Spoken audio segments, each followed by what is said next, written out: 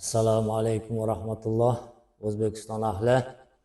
Men suv xo'jalikdan Namangan shahridagi Alisher akaning klinikalariga kelib, bir o'zimni ko'rsatish uchun keldim. Bu yerdagi o'sha holatlarni sizlarga tavsiya etaman.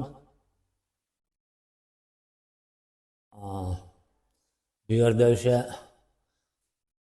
o'zimni mana 60 dan o'tib kelgan yoshimda o'zimga ortiqcha e'tibor bermaganman. Menga o'xshagan o'ziga e'tibor bermay yurgan birodarlarga, aka-ukalarga, singillarga tavsiya qilaman.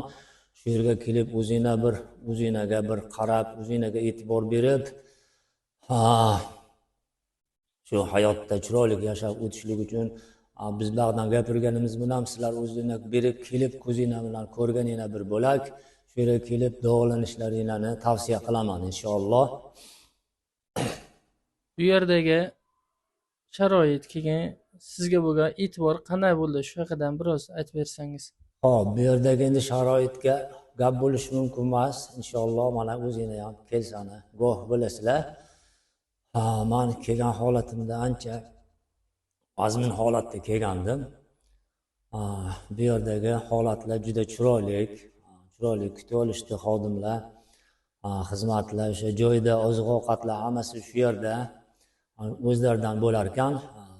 Nima orqangizdan yugur degan narsalar, orqangizdan ovoragarchiliklar, aka-ukalar bir sarson bo'lib yurishmas ekan. Chiroyli mana shu yerda o'zingizga qarab, o'zingizga e'tibor berib, ibodatingizni qilib, hech qanaqa kamchiliksiz bir muolajani o'tkazsa bo'lar ekan. Sizga berilgan dorilar to'g'risida qanday fikrdasiz?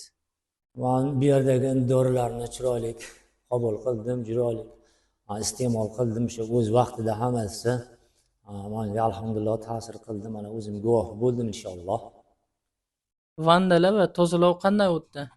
Tozalablarni mana har kuni o'sha kelib muolajalarni olib bo'lgandan keyin o'sha o'z vaqtim bilan, soatim bilan o'sha vannalar chiroyli, hammasi ozoda, gigiyenaga e'tibor berilgan holatda, hammasi gap yo'q. Haqiqatdan ham mana o'zingizlar kelsani guvoh bo'lasizlar. Hammasi ozoda, har bir kishinikidan yuvib, tarab, tozalab, ikkinchi kishiga tavsiya qilishdi. Cheksiz. Undan xursandman, ko'rdim o'z ko'zim bilan inshaalloh.